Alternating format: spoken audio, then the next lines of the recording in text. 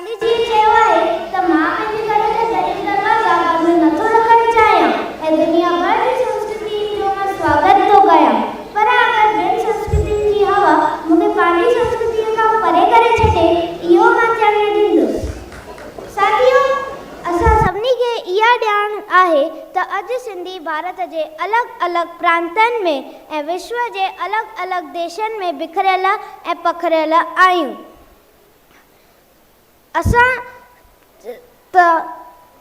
बिखरियल ऐं पखरियल आहियूं।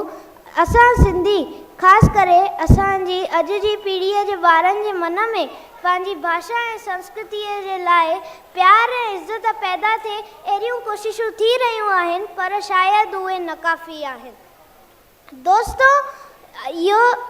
दोस्तो हर दफ़े इहो सुवालु असांजी जातीअ खे सताईंदो रहंदो आहे त असां सिंधी ख़ासि करे असांजी अॼु जी पीढ़ी पंहिंजी जातीय संस्कृतीअ खां न जुड़ी सघी आहे, त उनजो ॾोह आख़िर कंहिंखे ॾिजे? अॼु जे माइटनि या ॿारनि ऐं नौजवाननि खे? त हिन करे असां अॼु हिन मंच ते हिकिड़ी ॻाल्हि सवाल पुछणु चाहींदासीं। सभ खां पहिरियों माइटनि लाइ हिकु सुवालु आहे त जॾहिं तव्हां पंहिंजे ॿारनि सां पंहिंजे घर में पंहिंजी भाषा इंग्लिश ऐं हिंदीअ में ॻाल्हायो था ऐं पंहिंजी मातृभाषा सिंधीअ में नथा ॻाल्हायो, त तव्हांखे शायदि लॻंदो हूंदो त ॿार इहो न पसंदि कंदा या न सम्झी सघंदा।